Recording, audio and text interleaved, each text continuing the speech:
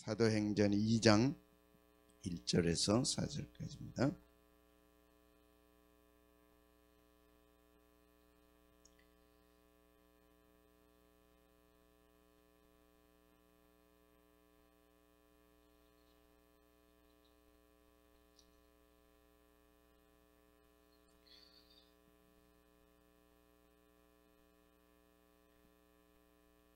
사도행전 2장 1절에서 4절.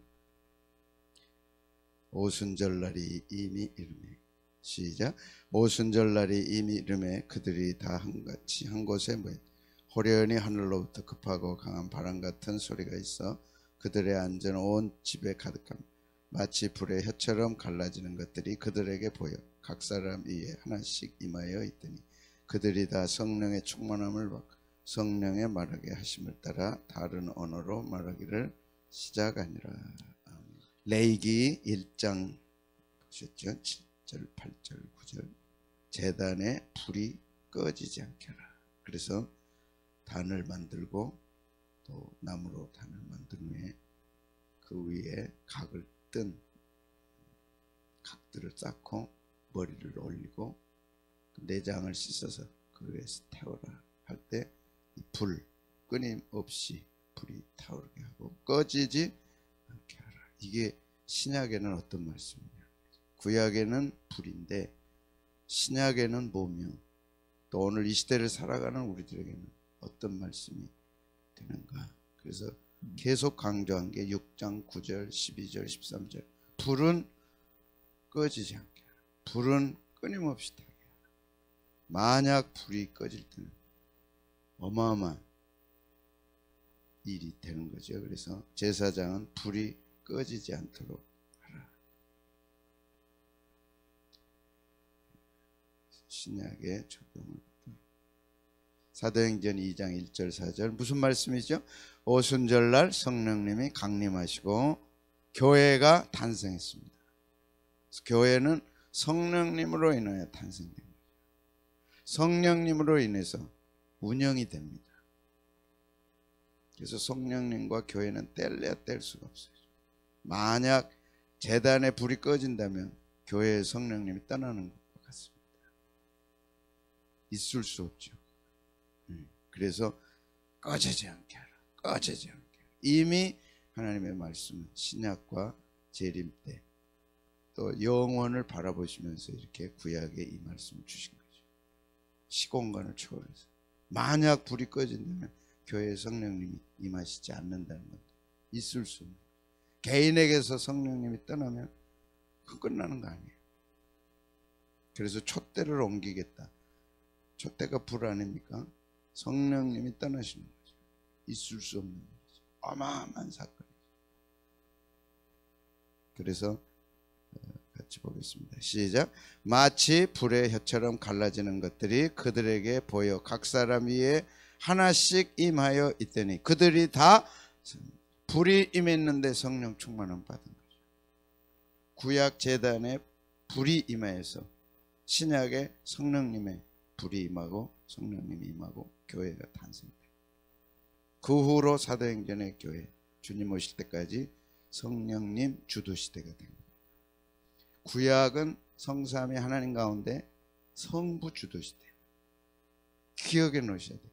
성령, 성자, 성부, 성자, 성령님이 다 구약 시대에도 일하셨지만 성부 하나님이 주도적으로 일하셨어요.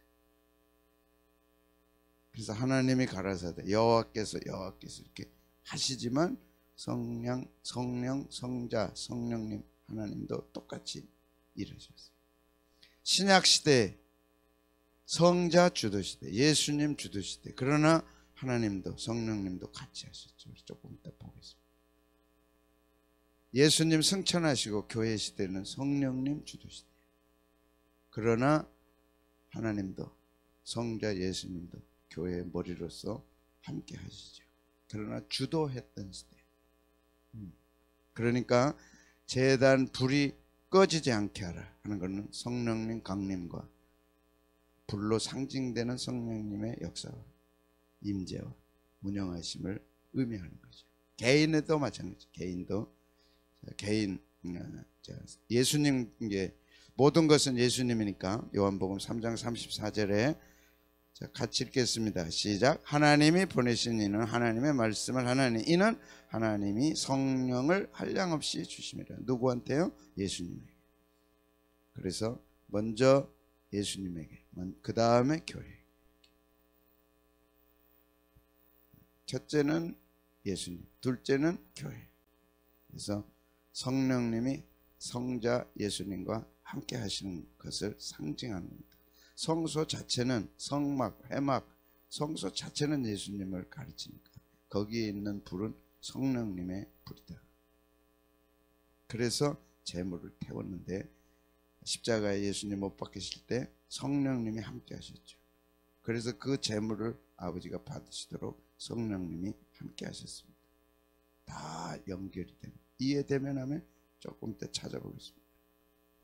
십자가에 못 박혀 돌아가실 때도 성령님으로 인해서 제물이 불로 태워지는 것처럼 성자 예수님도 성령님으로 말미암아 자신을 드리셨어요. 그리고 하나님이 받으셨어요. 다음에 보겠습니다.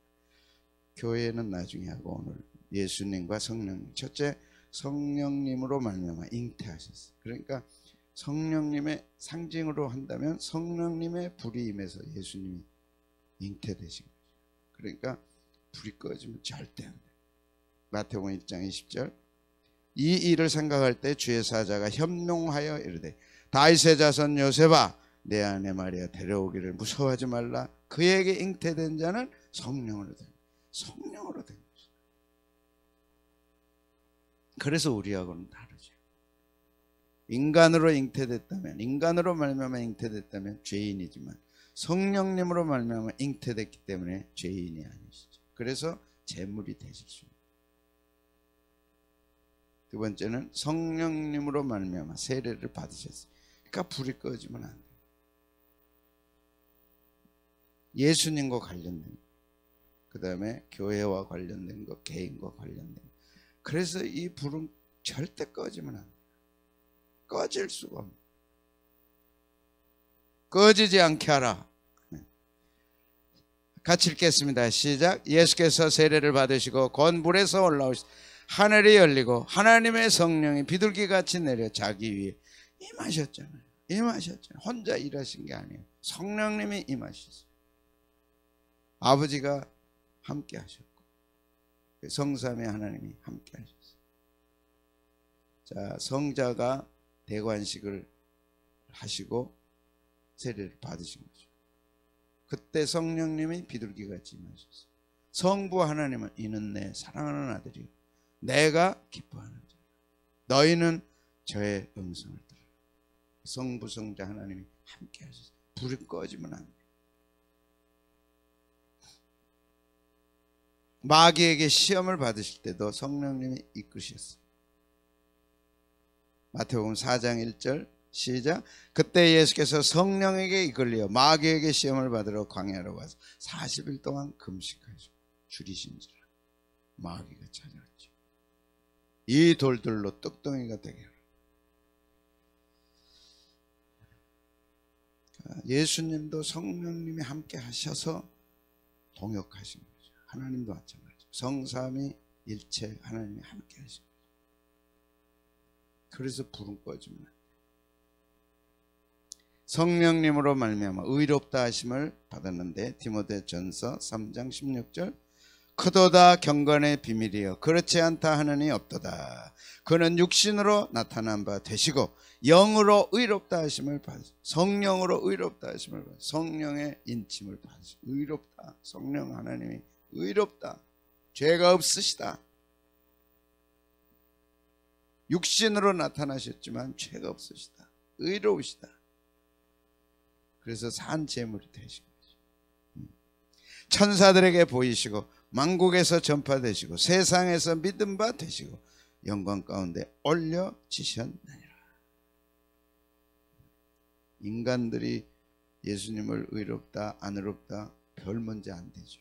그러나 성령 하나님이 예수님은 의로우시다. 인정하시고 인쳐주시고 의롭다 하시고 성부 하나님이 그걸 받으시고 흠이 없으세요. 흠 없다 그러면 생각나는 게 있죠. 흠 없는 수컷으로 드려요. 흠이 없으세요. 우리 주님은 흠이 없으세요. 또 나옵니다. 흠 없음.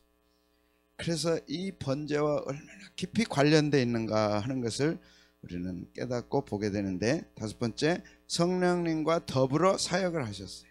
마태복음 12장 28절 시작. 그러나 내가 하나님의 성령을 힘입어 귀신을 쫓아내는 것이며 하나님의 나라가 이미 너희에게 임하였다.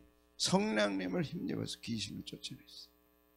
성부, 성자, 성령 하나님이 동역하셔서 같이 하셨으나 성자 예수님이 신약시대는 주도적으로 사역을 하셨어요. 주도적으로. 성자 예수님이 하셨어요. 그러나 성령 하나님도 함께 하시고 성부 하나님도 함께 하시고, 그래서 하나님의 성령을 힘입어 귀신을 쫓아냈다. 그러니까 이 세 분이 얼마나 기가 막힌 동역을 하셨는지. 공동체, 삼위일체 공동체로 일하셨어요. 주도적으로 하실 때는 서로 도와주고, 성부 하나님이 구약시대를 이끌어 가실 때는 성자 성령 하나님이 도와주시고 힘써서 함께 하시고, 신약시대에는 예수님이 주도적으로 하실 때는 성자 성령 하나님이 도와주시고. 여섯 번째, 이 부분입니다. 성령님으로 자기를 드리셨어요. 히브리서 9장 14절. 성령님이 도우셨어요. 십자가에서. 그래서 산 제물이 되어 하나님께 올라가도록 도와주셨어요. 그래서 불은 꺼지면 안 돼요. 성령님이 자기를 드릴 수 있도록 하물며 영원하신 성령으로 말미암아 흠 없는 자기, 흠 없는 자기를. 레위기 1장 2절 기억나죠? 흠 없는 수컷으로 드리라. 3절 한번 보겠습니다. 딱 흠 없는 게 나오죠. 히브리서 9장에서. 레위기 1장 찾아야 돼요. 예, 3절이네요. 1절부터 3절까지 또 같이 보겠습니다.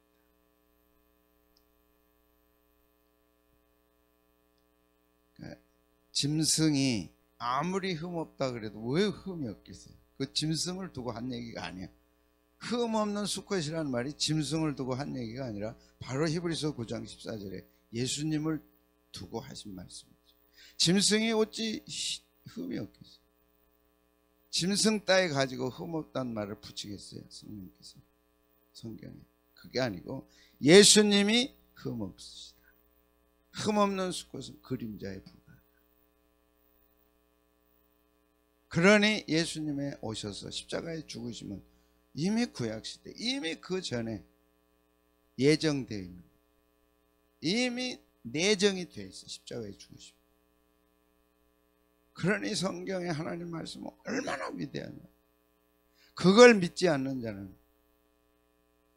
또 하나님의 그 사랑을 받아들이지 않는 자는 심판을 받아 마땅한 거죠.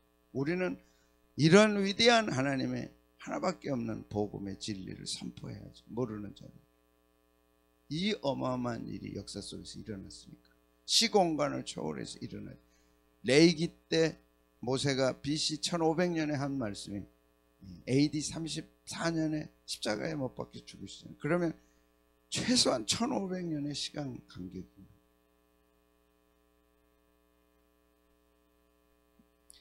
자, 1절에서 3절까지 시작. 여호와께서 회막에서 모세를 부르시고 그에게 말씀하여 이르시되 이스라엘 자손에게 말하여 이르라. 너희 중에 누구든지 여호와께 예물을 드리려거든 가축 중에서 소나 양으로 예물을 드릴지 그 예물이 소의 번제이면 흠 없는 수컷으로 회막문에서 여호와 앞에 기쁘게 받으시도록.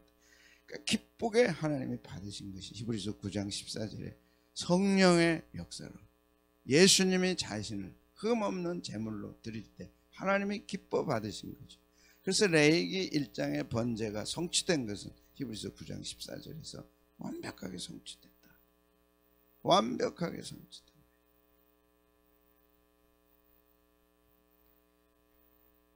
히브리서 9장 14절 찾아서 표시하시고 레위기 1장 3절이라고 써놓으시고 하셔야 돼요. 힘들어도. 힘듭니까? 아니죠. 히브리서 9장 10절. 어디서도 배우기 어려워요.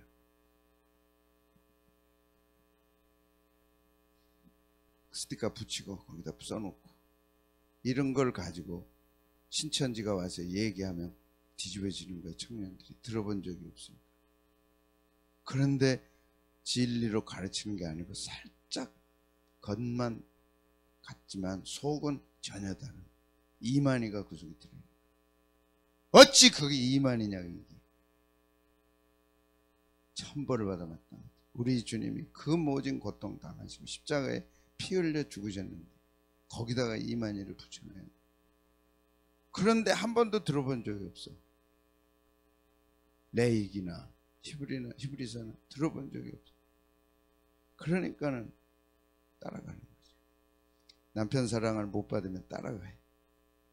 자, 히브리서 몇 장? 9장 13절 14절 11절부터 보겠습니다. 시작. 그리스도께서는 장래 좋은 일의 제사장으로 오사 손으로 짓지 아니한 것 곧 이 창조에 속하지 아니한 더 크고 온전한 장막으로 말미암아 염소와 송아지의 피로, 여기 나오잖아요. 레이기는 아니다. 그게 진짜 레이기가 아니다. 그건 흠없는 수컷이 아니다.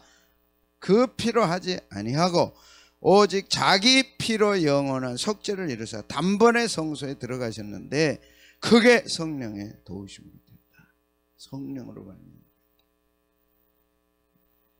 단번에 들어가셨는데 13절 시작. 염소와 황소의 피와 및 암송아지의 죄를 부정한 자에게 뿌려 그 육체를 정결하게 하여 거룩하게 하물며 영원하신 성령으로 말미암아 흠없는 자기를 하나님께 드린 그리스도의 피가 어찌 너희 양심을 죽은 행실에서 깨끗하게 하고 살아계신 하나님을 섬기게 하지 못하게 하물며 영원하신 성령으로 말미암아 자기를 드리셨어요. 성령으로 말미암아. 영원하신 성령으로 말미암아 흠없는 자기를 하나님께 드렸죠. 짐승이 스스로 자기를 드릴 수 없잖아요. 불에 태워져서 드려야 향기로운 냄새로 하나님께서 받으신 것처럼 성령님의 역사가 있어서 자신을 하나님께 드리셨다. 하나님이 그걸 받으시고 15절 시작. 이로 말미암아 시작. 이로 말미암아 그는 새 언약의 중 그렇기 때문에 새 언약의 중보자가 되실 수 있었다. 옛 언약은 레이기고 짐승으로 드려져서 하나님이 기쁘게 받으시는 건 옛 언약이고 새 언약 그게 아니다. 새 언약은 예수님이 오셔서 짐승이 아니고 흠없는 수컷이 아니라 친히 성자가 오셔서 이 땅에 오셔서 성령님으로 말미암아 자신을 십자가에서 드리신 성취하셔서 새 언약, 새 언약의 피, 짐승의 피가 아니라 새 언약의 피, 예수님의 피 드릴 때 어떻게 하신다고요? 중보자가 되신 거예요. 하나님과 인간을 연결하는 중보자가 되셔서 휘장이 찢어져서 자기 몸이 찢어져서 휘장이 찢어져서 우리가 하나님께 나가는 거죠. 이는 첫 언약 때 범한 죄에서 속량하려고 죽으사 부르심을 입은 자들로 하여금 영원한 기업의 약속을 얻게 하려 하심이라. 그래서 우리가 영원한 언약을 얻게 되고 기업이 되게 됐다. 그것도 성령님으로 말미암아 된 것이다. 한시도 예수님은 성령님을 떠나신 적이 없어요. 한시도 예수님은 성부 하나님을 떠나신 적이 없어요. 그래서 교회를 공동체로 만드실 때 성부, 성자, 성령 하나님이 모델이시죠. 교회는 성부, 성자, 성령 하나님이 모델이에요. 우리의 모델은 성삼위 하나님 일체를 이루신 하나님의 모델입니다. 그래서 교회는 이 땅의 어떤 기관과 다르고 조직과 달라요. 마지막 7번째, 성령님으로 부활하셨다. 로마서 8장 11절 시작. 예수를 죽은 자 가운데서 살리신 이의 영이 너희 안에 거하시면 그리스도 예수를 죽은 자 가운데서 살리시니가 너희 안에 거하시는 그의 영으로 말미암아 너희 죽을 몸도 살리시. 죽은 자 가운데서 살리셨어요. 누가요? 성령님. 부활 때도 성령님이 관여하셨어요. 그러니까 불은 꺼지면 안 돼요. 절대 꺼지면 안 돼요. 예수를 죽은 자 가운데 살리신 이의 영, 하나님의 영이 너희 안에 거했습니다. 그러니까 주도적으로 예수님이 다 하셨지만 성부 하나님과 성령 하나님이 얼마나 도우시고 함께 하셨는가. 떨어져 본 적이 없어요. 늘 동역하시고 함께 하시고 참여하시고, 그 영이, 성령이 너 안에 거하시면 그리스도 예수를 죽은 자 가운데 살리신 이가 너희 안에 거하시는 그의 영으로 말미암아 우리도 성령으로 부활한다. 우리 안에 계신 성령으로 말미암아 너희 죽을 몸도 살리시리라. 오늘 그 성령님이 우리 안에 계시다. 그 불이 우리 안에, 불로 상징되는 성령님이 우리 안에 계십니다. 그 성령님이 우리를 다시 부활하시고 살리시리라. 그 성령님이 함께 하시는 한날, 우리는 내가 사는 게 아니라 성령님이 살아 일하시도록 기회를 드리자. 그러면 성령님이 하실 때 놀라운 역사가 일어나죠. 죽을 몸도 살리시는데 뭘 못하시겠느냐. 없는 것을 있게 하시는 성령님의 창조적 역사가 오늘 우리 가운데 있는 거죠. 세상은 한숨 쉬지만 우리는 기뻐 찬양할 수밖에 없어요. 내가 사는 게 아니라 성령님이 앞서가시면서 하시기 때문에. 그래서 적용을 교회와 개인에게 하는데,